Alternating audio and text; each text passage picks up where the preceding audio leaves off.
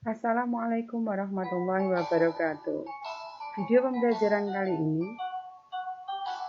kelas 6 tema 2 subtema 2 mata pelajaran IPS tentang usaha-usaha mempertahankan kemerdekaan Indonesia.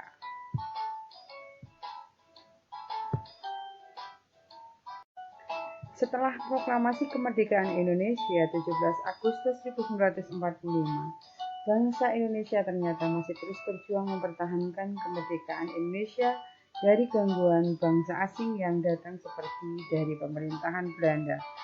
Adapun upaya mempertahankan kemerdekaan Indonesia, di antaranya adanya pertempuran.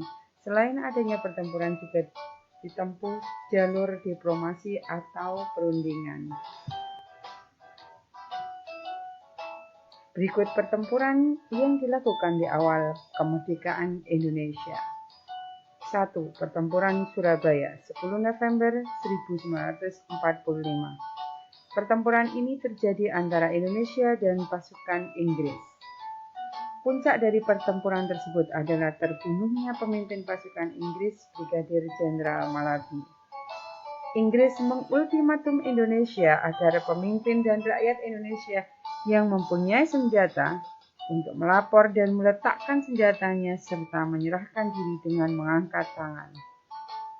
Ultimatum tersebut ditolak oleh bangsa Indonesia, maka terjadilah pertempuran yang dahsyat pada tanggal 10 November 1945. Peristiwa 10 November ini diperingati sebagai Hari Pahlawan. Kedua, pertempuran Ambarawa, 12-16 Desember 1945.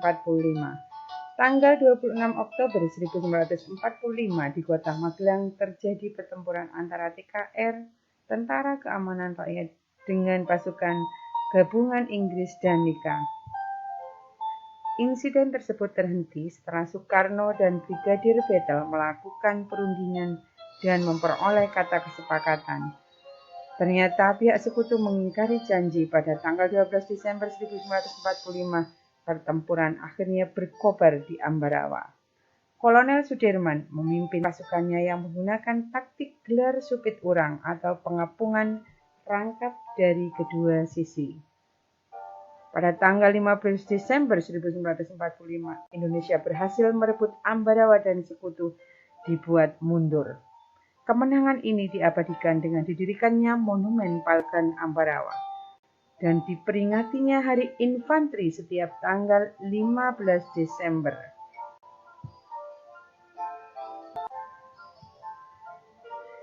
Ketiga, Bandung Lautan Api, 23 Maret 1946. Peristiwa Bandung Lautan Api adalah peristiwa kebakaran besar yang terjadi di kota Bandung.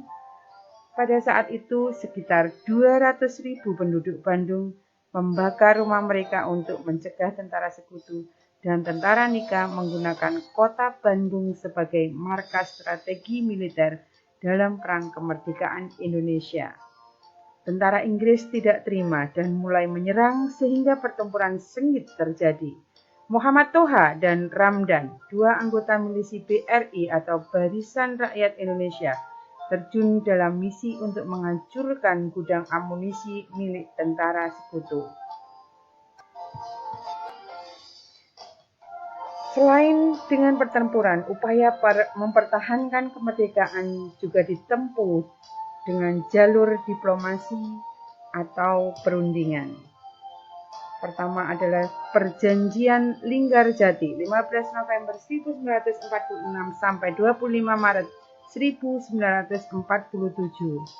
Perundingan antara Indonesia dan Belanda di Linggarjati, Jawa Barat yang menghasilkan persetujuan mengenai kemerdekaan Indonesia dan ditandatangani secara syah oleh kedua negara pada tanggal 25 Maret 1947.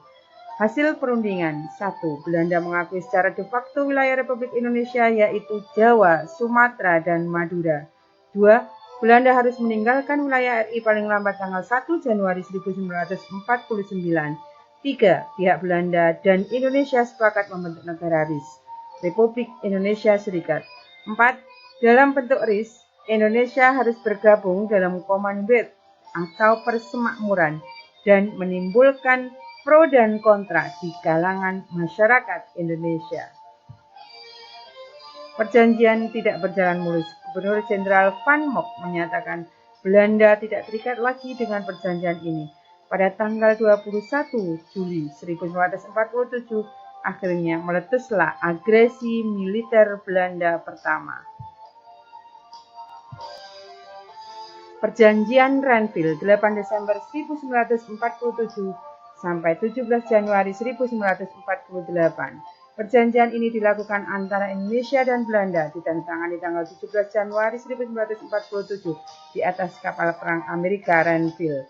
Perundingan ditengahi oleh Komisi Tiga Negara atau KTN, yaitu Amerika Serikat, Australia, dan Belgia. Delegasi Indonesia dipimpin oleh Amir Sarifuddin. Delegasi Belanda dipimpin oleh Raden Abdul Qadir Widjoyo Atmojo. Hasil perundingan: 1. Belanda mengakui Jawa Tengah, Yogyakarta, dan Sumatera sebagai bagian wilayah Republik Indonesia. 2. Disetujuinya sebuah garis yang memisahkan wilayah Indonesia dan daerah pendudukan Belanda. 3. TNI harus ditarik mundur dari daerah-daerah kantongnya di wilayah pendudukan di Jawa Barat dan Jawa Timur. Perjanjian Romroyen 14 April 1949 sampai 7 Mei 1949.